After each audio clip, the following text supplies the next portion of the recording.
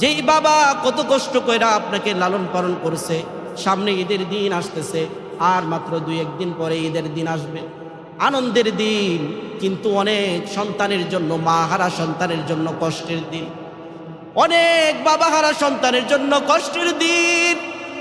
ওই মা বাবা যাদের নাই তারা বুঝে ওই মা বাবা হারানোর কি কষ্ট।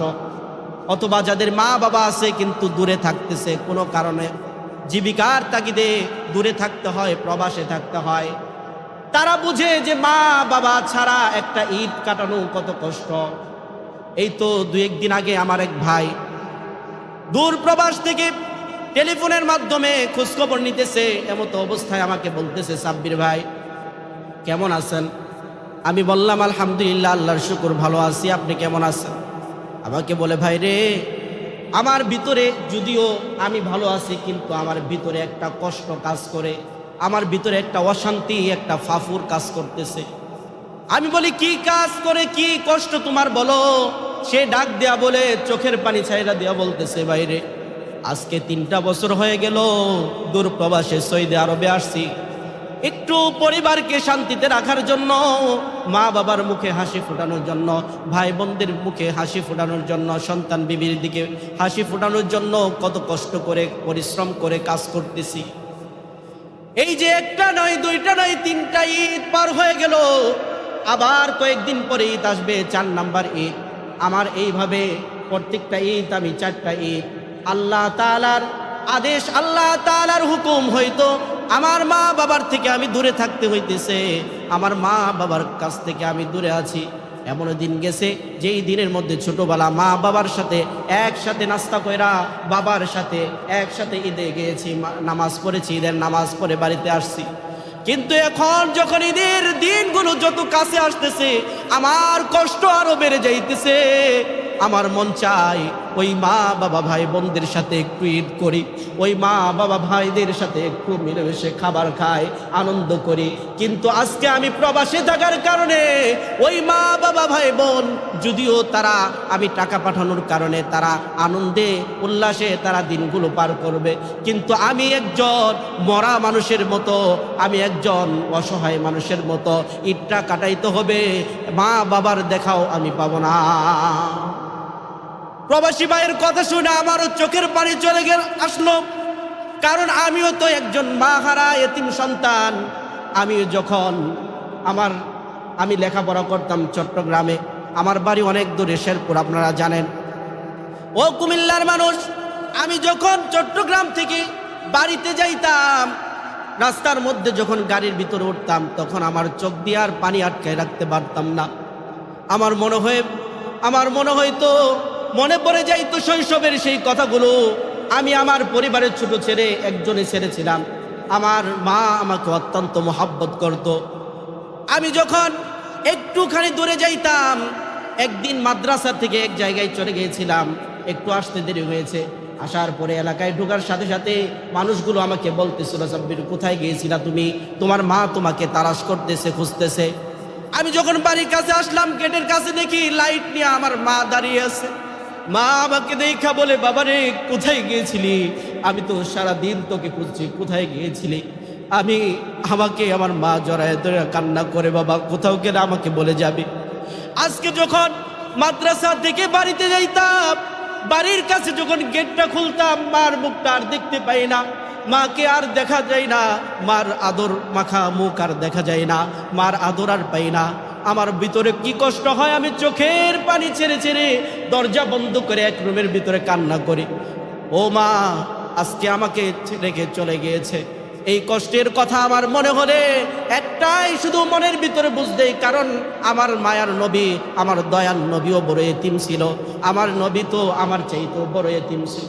আজকে 13 বছর হয়ে গেছে আমার মা দুনিয়া থেকে বিদায় হয়ে গেছে, কিন্তু আমার নবী জন্মের আগে তার বাবা চলে গেছে, জন্মের পরে তার বাবাকেও দেখতে পায় নাই, জন্মের পর 6 বছর বয়সে তার মাকেও দেখতে পারে নাই।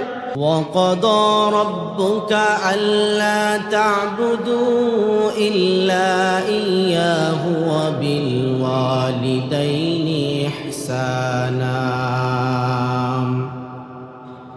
إِمَّا يَبْلُغَنَّ عندك الكبر أحدهما أو كلاهما فلا تقل لهما أف ولا تنهرهما وقل لهما قولا كريما واخفض لهما جناح الذل من الرحمة وقل رب ارحمهما كما ربياني صغيرا. وقال النبي صلى الله عليه وسلم رضا الرب في رضا الوالد وسخط الرب في سخط الوالد أو كما قال النبي عليه الصلاة والسلام. صدق الله العظيم وصدق رسوله النبي الأمي الكريم ونحن على ذلك لمن الشاهدين والشاكرين والحمد لله رب العالمين. दिन की सूरज डूब रही है हम लोगों की सामने रोज महशर क्या अजब है मुस्तफा के सामने बलगल उला बिकमालिह कशफ दुजा बिजमालिह हसनत जमीउ खिसालिह सल्लु अलैहि वालिहि ला इलाहा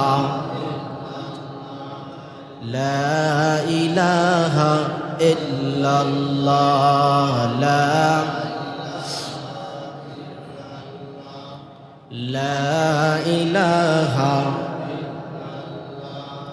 لا إله إلا الله لا إله إلا الله لا إله إلا الله محمد رسول الله صلى الله عليه وسلم. الحمد لله আল্লাহ পাকের দরবারে অগণিত শুকর যে আল্লাহ জাল্লা শানুহু আম্মা মালুহু আমাদের হায়াতে বরকত দিয়ে সুস্থ রেখে ভালোবেসে পছন্দ করে আল্লাহ পাকের ঘর সবচেয়ে প্রিয় জায়গা, পছন্দের জায়গা, উত্তম জায়গা, মসজিদে আসার বসার তৌফিক দান করেছেন। এমন এক দিন যে দিনটা, এমন এক মাস যে মাসটা হাজারো মাস অপেক্ষা উত্তম, এমন একটা দিন রমজান মাসের মধ্যে আল্লাহ তাআলা আমাদেরকে রমজান মাসের শেষ জুমা, আমাদের এই রমজানের জন্য অনেক দিন অপেক্ষা করেছি, অনেক মাস অপেক্ষা করেছি। রজব মাস যখন আসছে তখন থেকে আমরা পড়েছি আল্লাহুম্মা বারিক লানা ফি রজব ওয়া শাবান ওয়া বাল্লিগনা রমাদান। আল্লাহ আপনি আমাদেরকে রজব এবং শাবান মাসে বরকত দান করেন এবং রমজান মাস পর্যন্ত আমাদের হায়াতকে লম্বা করে দেন, দীর্ঘ করে দেন। এই যে রমজান মাসের অপেক্ষা করে বিভিন্ন মাসে আমরা এই দোয়া করছি আল্লাহর কাছে, আল্লাহ তাআলা আমাদের রজব শাবান মাসে বরকত দিয়েছে, রমজান মাসেও আমাদের হায়াতকে দীর্ঘস্থায়ী করে দিয়েছে।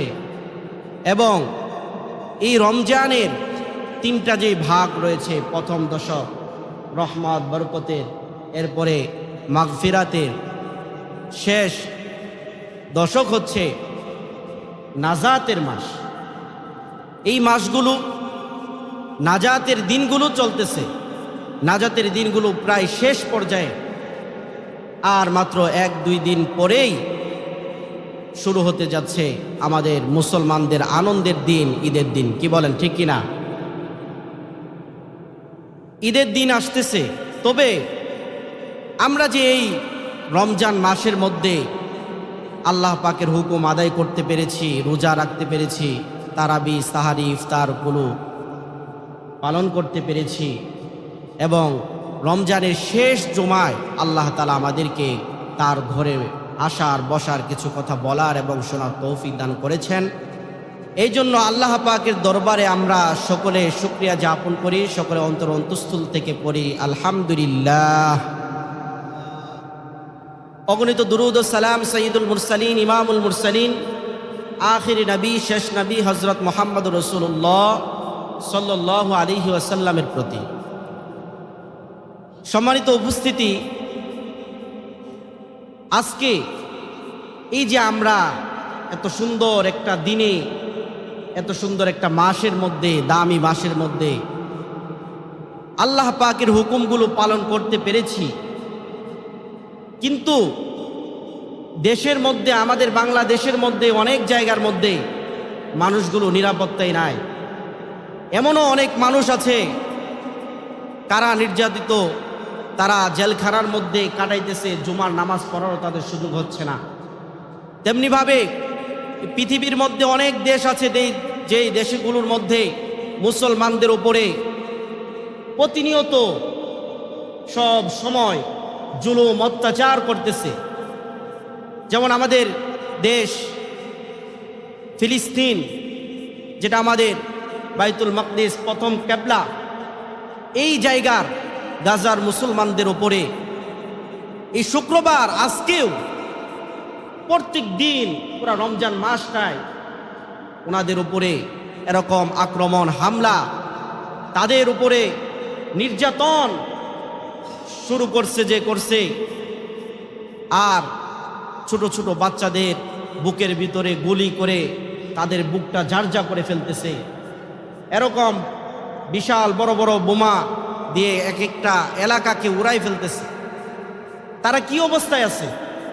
আমরা তো খুব আনন্দে রমজানটা কাটাইলাম, প্রায় শেষ পর্যায়ে, কিন্তু তাদের দিকে আমাদের একটু মনের একটু কষ্ট আসে না, একটু আফসোস আসে না? আমারই তো ভাই তারা, আল মুসলিম আকুল মুসলিম, মুসলমানের ভাই, তারা যে এত কষ্টের মধ্যে তাদের দিনগুলো যাপন করতেছে, তাদের প্রতি কি কখনো আমরা দোয়া করছি? তাদেরকে কখনো কি সাহায্য করতে পারছি? যদিও আমরা অপারগ, তাদেরকে সাহায্য করতে পারতেছি না, অন্তত আল্লাহর কাছে দোয়া করা দরকার। কি বলেন? দোয়া করবো তো ইনশাআল্লাহ আমরা। সম্মানিত উপস্থিতি, আজকে আমি আপনাদের সামনে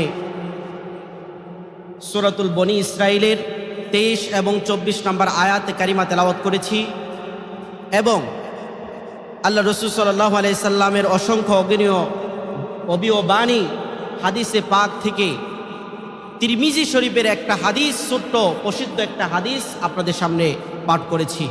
আল্লাহ সুবহানাহু ওয়া তাআলা যদি তৌফিক দান করেন তো এই আয়াতে কারিমা এবং হাদিসের ভিত্তিতে কিছু আলোচনা করার জন্য নিয়ত করেছি।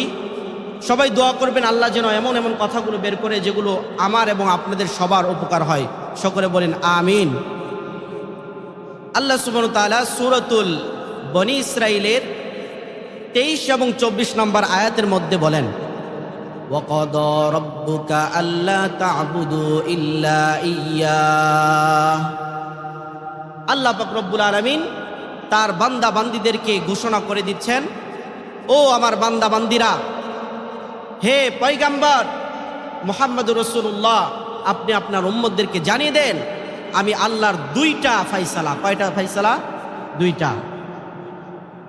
কি 2টা ফয়সালা? ওয়াকাদা রাব্বুকা, আল্লাহ তাআলা চূড়ান্ত ফয়সালা 2টা।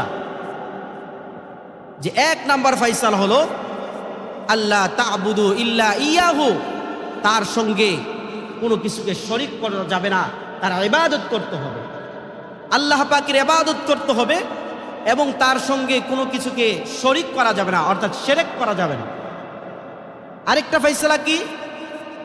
ওয়াবিল ওয়ালিদাইনি ইহসানা, তোমার পিতামাতার সঙ্গে সুন্দর আচরণ করো, সৎ ব্যবহার করো, উত্তম আচরণ করো তোমার পিতামাতার সঙ্গে।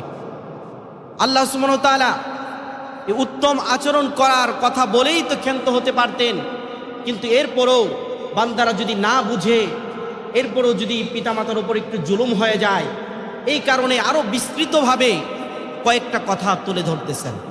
আল্লাহ সুবহানাহু ওয়া তাআলা বলেন, ইম্মা ইয়াবলুগান্না ইনদাকাল কিবারা আহাদুহুমা আও কিলাহুমা ফালা তাকুল লাহুমা উফফিন ওয়ালা তানহারহুমা ওয়া কুল লাহুমা কাওলান কারীমা। আল্লাহ সুবহানাহু ওয়া তাআলা বলেন, ও দুনিয়ার বান্দা বান্দিরা শোনো, ইম্মা ইয়াবলুগান্না ইনদাকাল কিবারা আহাদুহুমা আও কিলাহুমা, তোমার পিতামাতার মধ্যে থেকে একজন অথবা উভয়, দুজন যদি তোমার কাছে বার্ধক্যে উপনীত হয়, বৃদ্ধ অবস্থায় যদি তুমি তোমার পিতামাতাকে পাও, তাহলে তাদের সঙ্গে তাদের আচরণে কখনো উফ শব্দ তুমি কখনো উচ্চারণ করবা না, এবং কি ওয়ালা তানহারহুমা, তাদের সঙ্গে কখনো ধমক দিয়ে কথা বলবে না, ধমক দিয়ে কখনো কথা বলবে না। মুসলমান ভাইরা আমার, ভালো করে বুঝতে হবে, আল্লাহ সুবহানাহু ওয়া তাআলা দেখেন কতটা পিতামাতার উপর, কতটা আমাদের হক, কতটা সহনীয়তা আমাদের জানাইতে হবে, পিতামাতাকে কতটা মোহব্বত করতে হবে, কতটা সম্মান করতে হবে। আল্লাহ তাআলা বলেন যে ইম্মা ইয়াবলুগান্না ইনদাকাল কিবারা আহাদুহুমা আও কিলাহুমা ফালা তাকুল লাহুমা উফফিন ওয়ালা তানহারহুমা ওয়া কুল লাহুমা কাওলান কারীমা। আল্লাহ বলেন, তোমার পিতামাতা যখন তোমার কাছে বার্ধক্যে উপনীত হবে, তখন তুমি তোমার পিতামাতার আচরণে উফ বলতে পারবে না, কষ্ট পেতে পারবে না, মনের মধ্যে একটু একটু অবহেলাও নিয়ে আসতে পারবে না, বরংস তাদেরকে ধমক দিয়েও কথা বলবে না। তাদের সঙ্গে কিভাবে কথা বলবে? আল্লাহ তাআলা বলেন যে তোমরা তাদের সঙ্গে সম্মানজনক আচরণ করবে, উত্তম ব্যবহার করবে, সম্মানজনক কথা বলবে। দেখেন আল্লাহ তাআলা এখানে বলছে যে পিতা মাতার আচরণে আমি উফ যেন না বলি, আমার আচরণে, আমার ব্যবহারে, আমার কোনো কথাবার্তায় আমার মা বাবা কষ্ট পাবে, কষ্ট পেয়ে ভিতর থেকে উফ শব্দটা, উফ এটা আরবি শব্দ, একটু যদি কষ্ট পায়, উফ শব্দটাও আসে, বিরক্ত বোধ করে, তাহলে তো আমার আল্লাহর আরশ কেঁপে যাবে। আল্লাহ তাআলা বলে, ও বান্দা, তোমার আচরণে তোমার বাবা মা তো কষ্ট পাইতেই পারবে না, কোনো উফ শব্দ বলতেই পারবে না, তুমি তোমার বাবা মার কষ্টে, তোমার বাবা মার কোনো আচরণে উফ বলতে পারবে না। এই কথাটা কেন বললেন? তার একটা কারণ রয়েছে। কারণ হলো, যখন কোনো ব্যক্তি বৃদ্ধ হয়ে যায়, আপনার পিতামাতা যখন বার্ধক্যে উপনীত হবে, তখন তাদের জিহান শক্তিটা একদম দুর্বল হয়ে যায়, ঠিক কিনা? তাদের জিহান শক্তিটা দুর্বল হয়ে যায়, ছোট বাচ্চাদের নিয়ে হয়ে যায়। তারা তখন একটা জিনিসকে বারবার জিজ্ঞাসা করে, ভুলে যায়। যেমন ভাবে আমি যখন ছোট্ট শিশু ছিলাম, মায়ের কোলে, বাবার কোলে ছিলাম, তখন আমার বাবাকে আমি একটা জিনিস বারবার জিজ্ঞাসা করতাম, বাবা এই জিনিসটা কি? বাবা বলে দিত, বাবা এটা বল।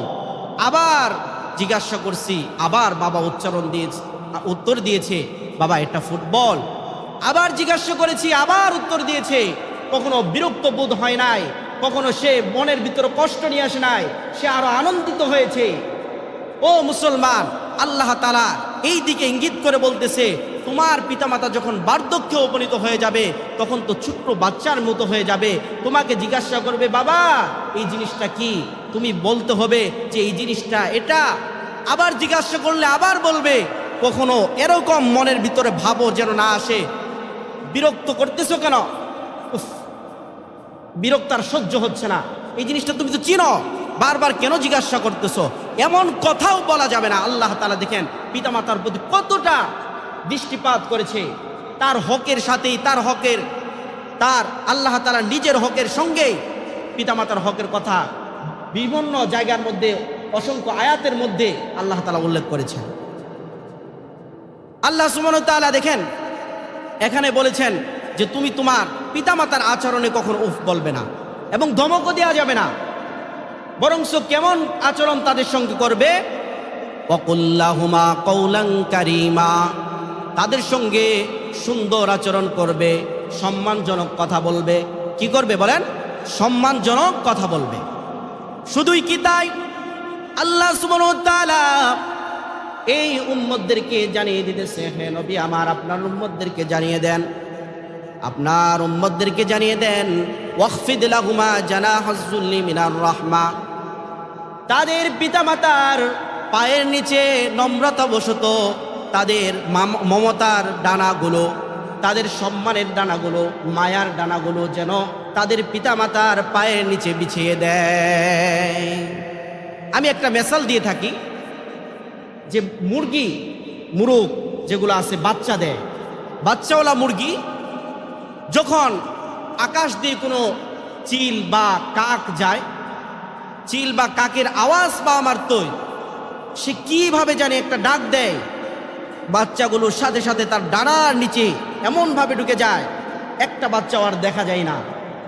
মা এমনভাবে তাকে আড়াল করে নেয় যে আমার জীবন চলে যাক, আমাকে নিয়ে যাক, কিন্তু আমার বাচ্চার যেন কোনো ক্ষতি না হয়, আমাকে সুবুল মারুক, আবার গোস্ত উঠিয়ে নিয়ে যাক, এরপর আমার বাচ্চাগুলো যেন কষ্ট না পায়। আল্লাহ সুবহানাহু ওয়া তাআলা বলেন তোমরাও তোমার পিতামাতার ওপর এতটা সহানুভূত হবে, এতটাই নম্র হবে, এতটাই মহব্বতের ডানা তোমার বিছাই দিতে হবে, মমতার ডানা বিছাই দিতে হবে। আমার জীবনে যত কষ্টই আসুক, আমি শীতের মধ্যে পাতলা একটা কম্বল দিয়ে থাকবো, কিন্তু আমার মাকে এসির মধ্যে রাখবো, আমার মাকে ভালো কম্বল লেপ তোষকের ব্যবস্থা করে দেব। আমি কষ্ট পাবো, আমি এক বেলা না খেয়ে থাকবো, কিন্তু আমার মা বাবা যেন এক বেলাও না খেয়ে না থাকে, এক বেলাও যেন খানার কারণে কষ্ট না পায়। আমার সন্তান কষ্ট পাইতে পারে, আমার বিবি কষ্ট পাইতে পারে, কিন্তু আমার মা যেন কখনো কোনো কারণে কষ্ট না পায়। আল্লাহ দেখেন পিতামাতার হক কত জটিল বিষয় কেমনে করে বর্ণনা করছেন আল্লাহ তাআলা। আল্লাহ সুবহানাহু ওয়া তাআলা এই বান্দাদেরকে ডাক দিয়া বলে, ও আমার বান্দারা, শুধুই কি তাদের উপরে আচরণ করে ক্ষান্ত হবে না, তারা যদি মৃত্যুবরণ করে তাদের জন্য দোয়া করতে হবে। জীবিত অবস্থায় দোয়া করবা, মৃত্যু অবস্থায় দোয়া করবা। যখনই নামাজ পড়ে রব্বুল আলামিনের কাছে হাত দুইটা তুলবা, তখনই আল্লাহ তাআলার কাছে দোয়া করবা, রব্বির রহমহুমা কামা রব্বায়ানি সগীরা।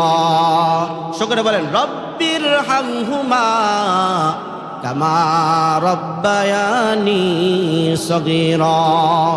আল্লাহ বলেন, ও উম্মতেরা শোনো, ও আমার হাবিবের উম্মতেরা শোনো, তোমরা যখন পিতামাতার জন্য দোয়া করবা, যখন নামাজ পড়ে আল্লাহর কাছে দোয়া করবা, তখন তুমি তোমার পিতামাতার জন্য দোয়া করতে হবে। আল্লাহ তাআলাকে ডাক দেয়া বলবে, মালিক ও রব্বুল আলামিন, আমার পিতামাতার উপরে আপনি সহায় হন, আমার পিতামাতার উপরে আপনি রহম করেন, আমার পিতামাতার উপরে আপনি দয়া করেন। কেন দয়া করবেন? কারণ এই পিতামাতা আমাকে অনেক কষ্ট করে লালন পালন করেছে, যেরকমভাবে শৈশবে আমার উপরে দয়া করেছে, মহাব্বত করেছে, শৈশবে আমাকে কষ্ট করে লালন পালন করেছে, আমার উপর রহম করেছে। রব্বুল আলামিন, আমার মা আমার বাবা অন্ধকার কবরে আছে, আমার মা বাবার উপর আপনি রহম করেন। আমরা এখানে যারা আসছি অনেকেরই মা বাবা নাই, কি বলেন, দুনিয়া থেকে চলে গেছে। এই জন্য মা বাবার এটা হক, তার জন্য দোয়া করতে হবে, বেশি বেশি দোয়া করতে হবে, দান সদকা বেশি বেশি করতে হবে। মুসলমান ভাইরা রে আমার, আল্লাহ তাআলা কেন এই কথা বললেন? ও আমার বান্দারা, তোমরা যখনই আল্লাহর কাছে দোয়া করবে, আল্লাহ তাআলার কাছে তোমার মা বাবার জন্য দোয়া করবে। কারণ কি জানেন? ওই মা বাবা আপনি আমার জন্য অনেক কষ্ট করেছে। কেমন কষ্ট করেছে জানো? তোমার মার কথাই যদি বলতে যাই, তোমার মা যখন তোমাকে গর্ভধারণ করেছে, তুমি যখন ছোট্ট বাচ্চা, তোমার মার গর্ভের ভিতরে তোমার মা কেমন কষ্ট করেছে জানো না? তোমার মা তোমাকে গর্ভের অবস্থায়, গর্ভধারণ করা অবস্থায় ভালো কিছু খাবারও খাইতে পারতো না, ভালো খাবার খেতে পারতো না। যাও একটু খাবার খেত, এগুলো আবার বমি করে সবগুলো ভাসিয়ে দিত। এরকম কি আস্তে আস্তে যখন তুমি গর্ভের ভিতরে বড় হতে লাগলে, তোমার মার কষ্ট আরো বেড়ে যেতে লাগলো। যখন তোমার মা খাবার সামনে নিয়ে, প্লেটটা হাতে নিয়ে যখন খাবার লুকমা মুখে দিয়েছে, গিলবে এমতো অবস্থায় তুমি তোমার মার পেটের ভিতরে এমন জোরে লাথি মারছো, তোমার মা প্লেটটা ফালিয়া দিয়া, তোমার মা প্লেটটা ফালাই দিয়া তোমার মা শুয়ে পড়েছে, চোখের পানি ছেড়ে দিয়েছে, আর বলছে, মালিক আমি কষ্ট করতেছি, আমার সন্তান ভিতরে আছে, আমার সন্তান যেন ভালো থাকে, আমি আমার কষ্টগুলো সহ্য করতেছি, কিন্তু আমার সন্তান যেন কষ্ট না পায়, আমার সন্তান যেন সুস্থভাবে দুনিয়ায় জন্মগ্রহণ করে। তোমার মা রাতের বেলা ঘুমাইতেও পারে নাই ঠিক মতো। যখনই ঘুমটা চোখের ভিতরে আসছে, এমতো অবস্থায় তুমি এমন ভাবে নাড়া দিয়েছ, তোমার মা ব্যথার কারণে উঠে বসে জাগ্রত অবস্থায় রাত কাটাইছে। এমনকি এদিক সেদিকেও কাত হয়ে সুন্দর করে শুইতে পারে নাই, ঘুমাইতে পারে নাই, কত কষ্ট করছে। তোমার মাকে একদিন জিজ্ঞাসা করো, মাগো আমি যখন গর্ভে ছিলাম কেমন কষ্ট করছো তুমি? মা ডাক দিয়া বলবে, সন্তান রে, যতই কষ্ট করি না কেন, যখন তোমার মুখটা আমি দেখছি, আমার সব কষ্টগুলো ভুলে গেছি। কেমন মা, কত কষ্ট করেছে। মুসলমান ইমানদার ভালো করে বুঝতে হবে। এই জন্য আল্লাহ তাআলা বললেন, ও উম্মতেরা, তোমরা যখন আমার কাছে দোয়া করার জন্য হাত দুইটা বাড়াবা, তখন আমি আদেশ দিলাম তোমার মা বাবার জন্য দোয়া করবা। সম্মানিত উপস্থিতি, আমি বলতে চাইছিলাম যে মা তোমার জন্য কেমন কষ্ট করছে। যখন তুমি মার গর্ভে থেকে যখন বের হবে, প্রসব বেদনা যখন তোমার মার শুরু হয়ে গেল, এই অবস্থায় কেমন কষ্ট করছে জানো? তোমার মা তোমার বাবাকে ডাক দেয়া বলছে, স্বামী আমার, ও স্বামী আমার, মন বলতেছে আমি আর দুনিয়ায় বাঁচবো না, আমার এত কষ্ট হইতেছে, মনে হচ্ছে যে 7 আসমান 7 জমিনের মাঝখানে আমাকে রাইখা চাপ দেওয়া হচ্ছে, আমি সহ্য করতে পারতেছি না, স্বামী গো আমাকে মাফ করে দেন। দুনিয়ার জমিনে আমি আপনাকে হয়তো কষ্ট দিয়েছি, আপনার কথাগুলো হয়তো ভালো করে মানতে পারি নাই, স্বামী আমার আমাকে মাফ করে দেন। আমি যেন আল্লাহ তাআলার কাছে গুনাহ না নিয়ে কবরে যাই, আল্লাহর কাছে যেন আপনার কারণে আমি আল্লাহর কাছে জবাবদিহিতা না করতে হয়, আল্লাহর কাছে আল্লাহ তাআলার আদালতে কিবরিয়াতে যেন দাঁড়াইতে না হয়। এইভাবে শেষ বিদায় পর্যন্ত নিয়ে নেয়। ও মুসলমান, এমন তো ঘটনা আপনাদের সামনে ঘটছে, সন্তান জন্ম দিতে গিয়ে তার মা দুনিয়া থেকে বিদায় হয়ে গেছে। আজকে এখানে যারা বসছেন, অনেকের মা অনেকের বাবা নাই। যেই বাবা কত কষ্ট কইরা আপনাকে লালন পালন করছে, সামনে ঈদের দিন আসতেছে, আর মাত্র 2-1 দিন পরে ঈদের দিন আসবে, আনন্দের দিন, কিন্তু অনেক সন্তানের জন্য, মা হারা সন্তানের জন্য কষ্টের দিন, অনেক বাবা হারা সন্তানের জন্য কষ্টের দিন। ওই মা বাবা যাদের নাই তারা বুঝে ওই মা বাবা হারানোর কি কষ্ট, অথবা যাদের মা বাবা আছে কিন্তু দূরে থাকতেছে, কোনো কারণে জীবিকার তাগিদে দূরে থাকতে হয়, প্রবাসে থাকতে হয়, তারা বুঝে যে মা বাবা ছাড়া একটা ঈদ কাটানো কত কষ্ট। এই তো 2-1 দিন আগে আমার এক ভাই দূর প্রবাস থেকে টেলিফোনের মাধ্যমে খোঁজখবর নিতেছে, এমতো অবস্থায় আমাকে বলতেছে, সাব্বির ভাই কেমন আছেন? আমি বললাম, আলহামদুলিল্লাহ, আল্লাহর শুকর, ভালো আছি, আপনি কেমন আছেন? আমাকে বলে, ভাই রে, আমার ভিতরে যদিও আমি ভালো আছি, কিন্তু আমার ভিতরে একটা কষ্ট কাজ করে, আমার ভিতরে একটা অশান্তি, একটা ফাফুর কাজ করতেছে। আমি বলি, কি কাজ করে, কি কষ্ট তোমার বলো? সে ডাক দেয়া বলে, চোখের পানি ছাইরা দেয়া বলতেছে, বাইরে আজকে 3টা বছর হয়ে গেল দূর প্রবাসে সৌদি আরবে আসছি, একটু পরিবারকে শান্তিতে রাখার জন্য, মা বাবার মুখে হাসি ফোটানোর জন্য, ভাই বোনদের মুখে হাসি ফোটানোর জন্য, সন্তান বিবির দিকে হাসি ফোটানোর জন্য কত কষ্ট করে পরিশ্রম করে কাজ করতেছি। এই যে 1টা নয়, 2টা নয়, 3টা ঈদ পার হয়ে গেল, আবার কয়েকদিন পরে ঈদ আসবে, 4 নাম্বার ঈদ। আমার এইভাবে প্রত্যেকটা ঈদ আমি 4টা ঈদ আল্লাহ তাআলার আদেশ, আল্লাহ তাআলার হুকুম হয়তো আমার মা বাবার থেকে আমি দূরে থাকতে হইতেছে, আমার মা বাবার কাছ থেকে আমি দূরে আছি। এমন দিন গেছে যেই দিনের মধ্যে ছোটবেলা মা বাবার সাথে একসাথে নাস্তা কইরা বাবার সাথে একসাথে ঈদে গিয়েছি, নামাজ পড়েছি, ঈদের নামাজ পড়ে বাড়িতে আসছি। কিন্তু এখন যখন ঈদের দিনগুলো যত কাছে আসতেছে আমার কষ্ট আরো বেড়ে যাইতেছে। আমার মন চাই ওই মা বাবা ভাই বোনদের সাথে একটু ঈদ করি, ওই মা বাবা ভাইদের সাথে একটু মিলেমিশে খাবার খাই, আনন্দ করি। কিন্তু আজকে আমি প্রবাসে থাকার কারণে ওই মা বাবা ভাই বোন যদিও তারা আমি টাকা পাঠানোর কারণে তারা আনন্দে উল্লাসে তারা দিনগুলো পার করবে, কিন্তু আমি একজন মরা মানুষের মতো, আমি একজন অসহায় মানুষের মতো ঈদটা কাটাইতে হবে, মা বাবার দেখাও আমি পাবো না। প্রবাসী ভাইয়ের কথা শুনে আমারও চোখের পানি চলে আসলো, কারণ আমিও তো একজন মা হারা এতিম সন্তান। আমি লেখাপড়া করতাম চট্টগ্রামে, আমার বাড়ি অনেক দূরে, শেরপুর আপনারা জানেন।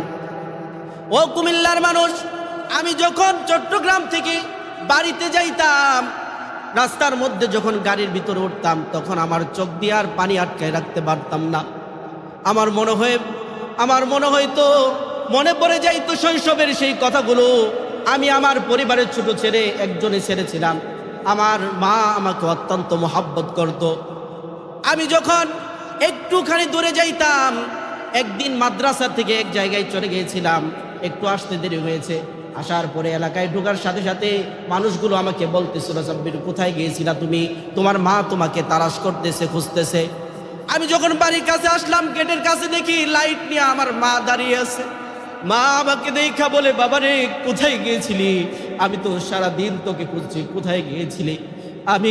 আমাকে আমার মা জড়ায় ধরে কান্না করে, বাবা কোথাও গেলে আমাকে বলে যাবি। আজকে যখন মাদ্রাসা থেকে বাড়িতে যাইতাম, বাড়ির কাছে যখন গেটটা খুলতাম, মার মুখটা আর দেখতে পাই না, মাকে আর দেখা যায় না, মার আদর মাখা মুখ আর দেখা যায় না, মার আদর আর পাই না।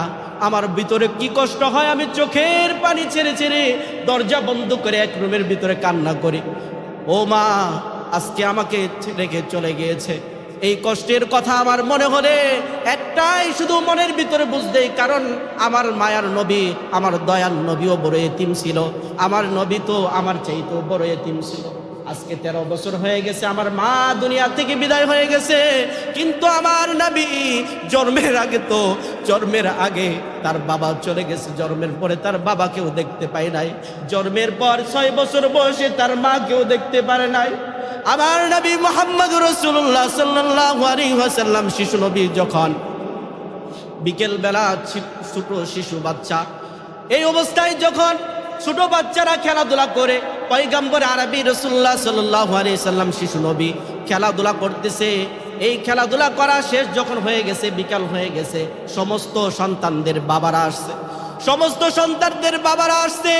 আয়েশা ছোট ছোট বাচ্চাদেরকে কোলে তুলে 2 গালে চুমুকে তাদেরকে কোলে নিয়ে বাড়ির দিকে রওনা হয়ে গেল। এবার আমার সরকার দু আলম নবীর বাবার কথা মনে পড়ে গেল। আহারে তাদের বাবা আছে, তাদেরকে কোলে নিতেছে, আমার বাবা কোথায়, আমার বাবা কোথায়। শিশু নবী সন্তান মুহাম্মদ রাসূলুল্লাহ কান্না শুরু করে দিল, বাবা বাবা বলে চিৎকার করে। এদিকে হযরত আমেনা পয়গম্বরকে না পাইয়া, মুহাম্মদ সাল্লাল্লাহু আলাইহি সাল্লামকে না পাইয়া খুঁজতে লাগলেন। এক পর্যায়ে যখন খুঁজতে খুঁজতে রাস্তা দিয়ে যাইতেছে, লোকদেরকে ডাকিয়া বলে, ও ভাই আমার সন্তান মুহাম্মদকে দেখছো কিনা?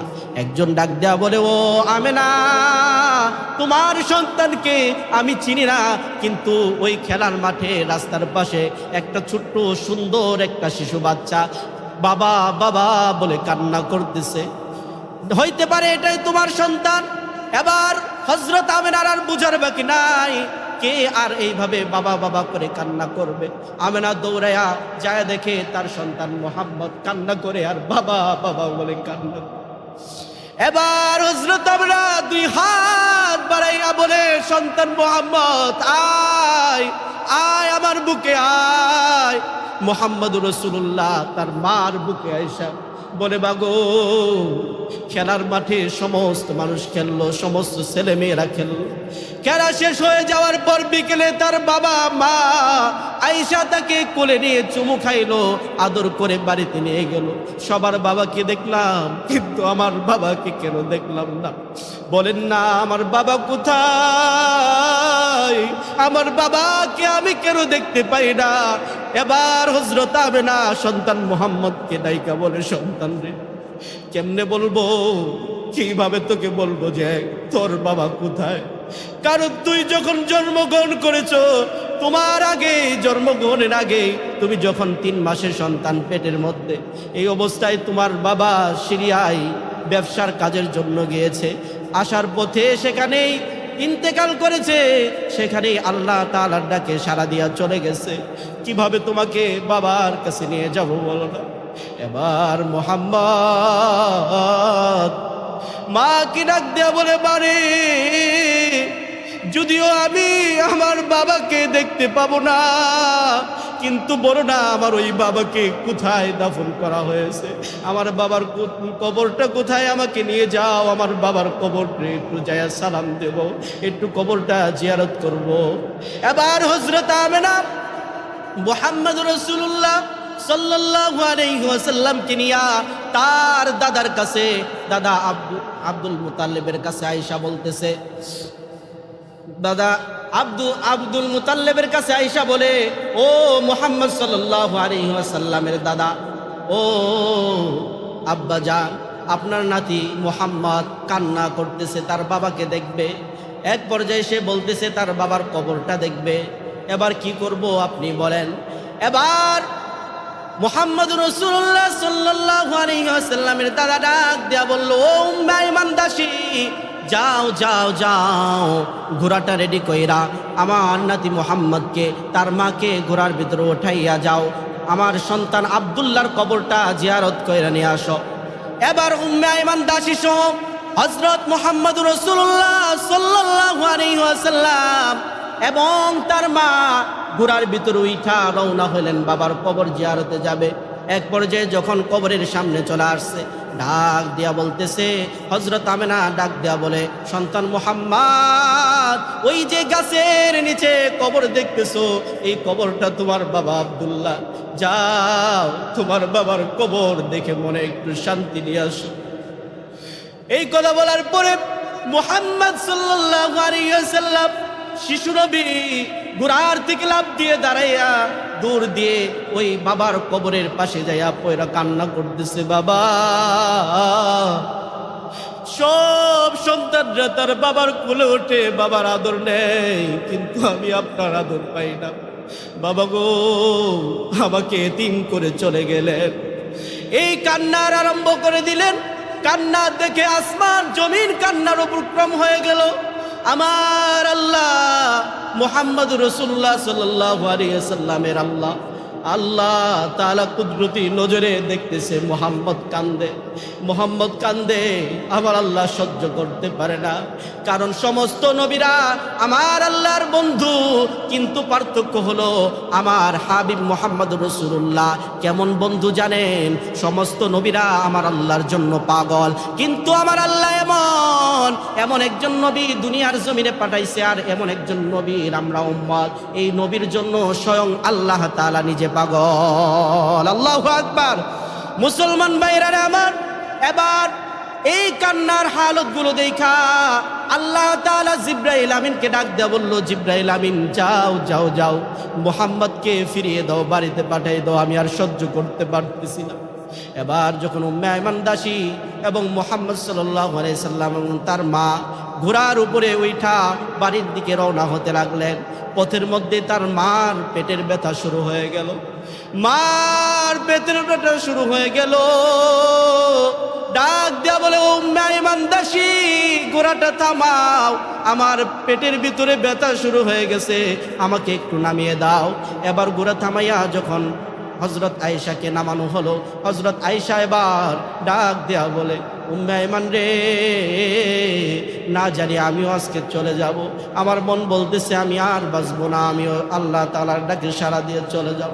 সন্তান মুহাম্মদ রে আমার কাছে আনো, সন্তান মুহাম্মদকে আমার বুকে দাও, শেষবারের মতো আমি মন ভইরা দেখা নেই। সন্তান মোহাম্মদকে ডাকা হলো, ডাইকা বলল যাও তোমার মাকে শেষ বিদায় দিয়ে দাও। বাবাকে দেখতে আইসা মনে হয় তোমার মাকেও হারায় ফেললাম। এবার সন্তান মোহাম্মদকে বুকে জড়াইয়া কান্না করে, বাবা হইতে পারে তুমি তোমার বাবাকে দেখতে আইসা আমাকেও হারিয়ে ফেললাম। এবার আল্লাহ তাআলাকে ডাক দিয়া মুহাম্মদুর রাসূলুল্লাহ বলেন, আল্লাহ তাআলাকে ডাক দিয়া বলে, মাওলা ও মালিক আমার, এটা কেমন করলাম মাওলা? আমার বাবাকে জন্মের আগেই তুমি নিয়ে নিলা, এবার আবার 6 বছর বয়স হইতে না হইতে তুমি আমার মাকেও কি নিয়ে নেবা? আমি কি চির ইতিম হয়ে যাব রে মালিক? এক পর্যায়ে তার মা সেখান থেকে দুনিয়া থেকে বিদায় হয়ে গেল। এবার উম্মে আইমান দাসী মুহাম্মদকে নিয়া, সন্তান মুহাম্মদকে নিয়া বাড়ির দিকে রওনা হইলেন।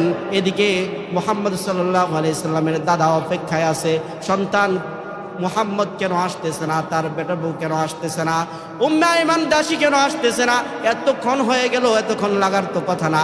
এবার তাকায় দেখে মরুভূমির বারু উড়াইয়া 2 জন লোক আসতেছে। চিন্তায় পড়ে গেলেন, কি ব্যাপার? পাঠাইলাম 3 জন, দেখতেছি 2 জন আসতেছে, কারণ কি? যখন কাছে আসলেন, আসার পরে দেখতেছে 2 জন, তার বেটার বউ আব্দুল্লাহর বউ নাই।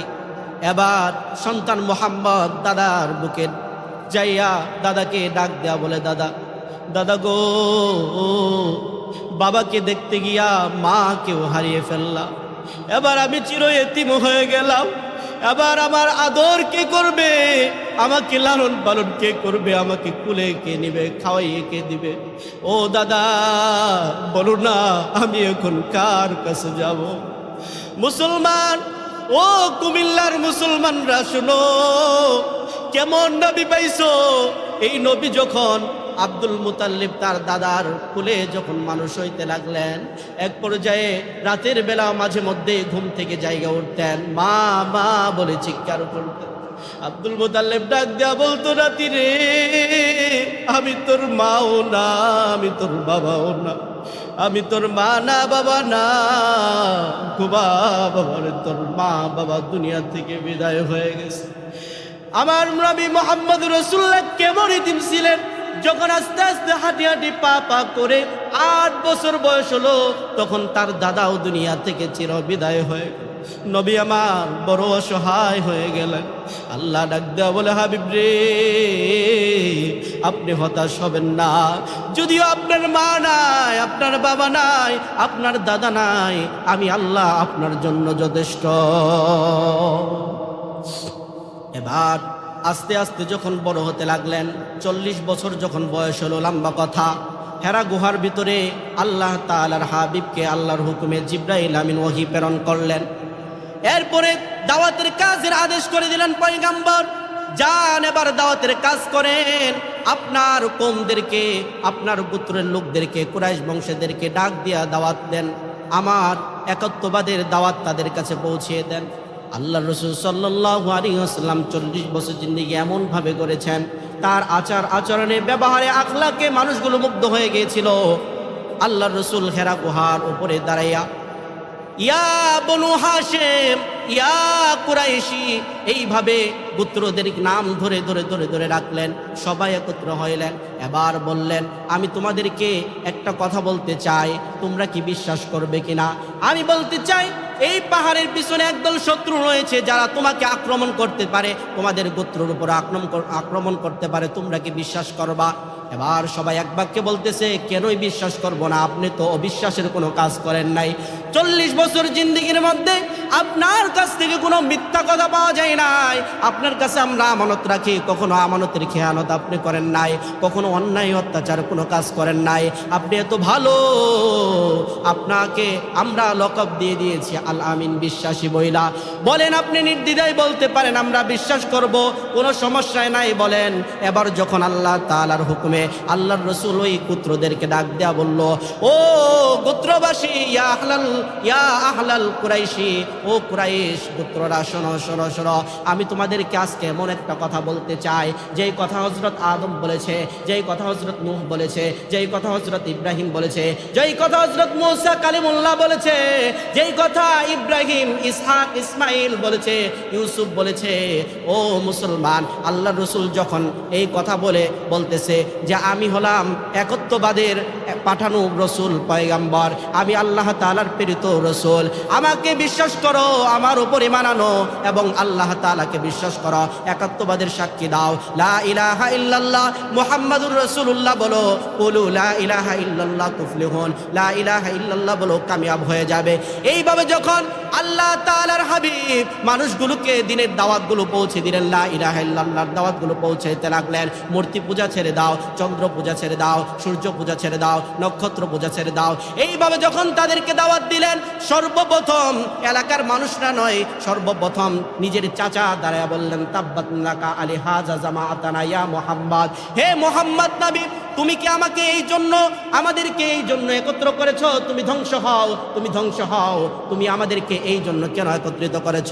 এবার আল্লাহর রাসূল মনের ভিতরে একটু কষ্ট পাইলেন, কি ব্যাপার, আমার চাচাই সর্বপ্রথম আমার বিরুদ্ধে দাঁড়িয়ে গেল, কষ্ট একটু বেড়ে গেল। কারণ আপনি দেখবেন এলাকার মধ্যে যখন সমস্ত মানুষ বিপক্ষে, আপনার ভাই যদি একজন আপনার পক্ষে থাকে, আপনার ভিতরে একটা সাহস আসে, আর যদি আপনার ভাই বিপক্ষে চলে যায়, ভিতরে কোনো শান্তি আসে না, ঠিক কিনা বলেন? ও মুসলমান, এই জন্য আল্লাহর রাসূলকে সান্ত্বনা দেওয়ার জন্য আল্লাহ তাআলা বলেন, হাবিব আমার, হতাশ হবেন না, হতাশ হবেন না। আপনার চাচা বলছে আবু লাহাব বলেছে আপনি ধ্বংস হয়ে যান, আমি আল্লাহ বললাম আবু লাহাবের 2 হাতই ধ্বংস হয়ে যাবে। আল্লাহ তাআলা সূরা নাজিল করে দিলেন, তাব্বাত ইয়াদা আবি লাহাবি ওয়া তাব, আবু লাহাবের 2 হাত ধ্বংস হয়ে গেছে। এই জন্য বলতেছিলাম, আজকের এই দিনটা, আজকের কয়েকদিন পরে, 2-1 দিন পরে ঈদের দিন আসবে, মুসলমানদের জন্য আনন্দের দিন, কিন্তু কিছু কিছু মানুষের জন্য আবার কষ্টের দিন। যাদের মা বাবা নাই তাদের কষ্ট, যারা প্রবাসে থাকে তাদের জন্য অনেক কষ্টের দিন। ও মুসলমান, এই ঈদের দিন আসার আগেই আমাদের গুনাহগুলো মাফ করে নিতে হবে। আল্লাহ রাসূল সাল্লাল্লাহু আলাইহি ওয়াসাল্লাম বলেন যে ব্যক্তি রমজান পাইল কিন্তু তার গুনাহকে মাফ করতে পারলো না, সে ধ্বংস হোক। ও মুসলমান, আপনি একটু চিন্তা করেন, পুরা রমজান মাসটা কাটাইলেন, রমজানের রোজাগুলো কয়টা রোজা রাখতে পারছেন? রোজাগুলো রাইখা তারাবি কয়টা পড়ছেন? আপনার রোজাগুলো রাখছেন, নামাজ কয়টা পড়ছেন? কয় ওয়াক্ত নামাজ পড়ছেন? জিকির কতক্ষণ করছেন? এরকম ভাবে চোখের হেফাজত কতক্ষণ করছেন? জিবলার হেফাজত কতক্ষণ করছেন? এখন কলবের হেফাজত, হাতের হেফাজত, এরকম ভাবে জবানের হেফাজত তুমি কতটুকু করছো? রোজার হকগুলো কতটুকু আদায় করছো? যদি দেখো যে তুমি হক আদায় করতে পারো নাই, মালিকের দরবারে এখনো সময় আছে, আল্লাহর কাছে তওবা করেন, কান্নাকাটি করেন। কারণ এই দিনের মধ্যেই আরেকটা রাত আছে, 29 রাত সামনে আসতেছে, হতে পারে শবে কদর। কারণ ওই রাতটা 1000 মাস চাইতো অপেক্ষা, 1000 মাস অপেক্ষা উত্তম। কারণ 1000 মাসে ইবাদত করলে আপনার যেই সওয়াব হবে, এক রাত্রে ইবাদত করলে আল্লাহ তাআলা আপনাকে সেই সওয়াব দিবে। এই জন্য ঈদের প্রস্তুতি নেন। আর আপনাদের যাদের উপরে যাকাত ওয়াজিব হয়েছে, যাকাতগুলো আদায় করে দেন। কারণ না আদায় করলে আপনার জন্য সেই ঈদ না, হাদিসের মধ্যে আসছে, সামনে বলবো, ঈদের দিন বলবো ইনশাআল্লাহ। আমাদের সদকায়ে ফিতরগুলো আদায় করে দিব, দান সদকা বেশি বেশি করব, মা বাবার জন্য দোয়া করব। আপনি মা বাবা থাকলে তো তাদের জন্য কিছু কিনে দিতেন, অন্তত এই টাকাটা গরিব দুঃখীদের মাঝে বন্টন করে দেন, মসজিদের কাজে দেন। আল্লাহ তাআলা খুশি হয়ে আপনার পিতা মাতাকে জান্নাত দিয়ে দেবো, বলেন সুবহানাল্লাহ। আল্লাহ তাআলা আমাদেরকে আজকে যেই আলোচনা করা হলো, আল্লাহ তাআলা আমাদের সবাইকে আমল করার তৌফিক দান করুন। আমিন। ওয়া আখিরু দাওয়ানা আলহামদুলিল্লাহি রাব্বিল আলামিন।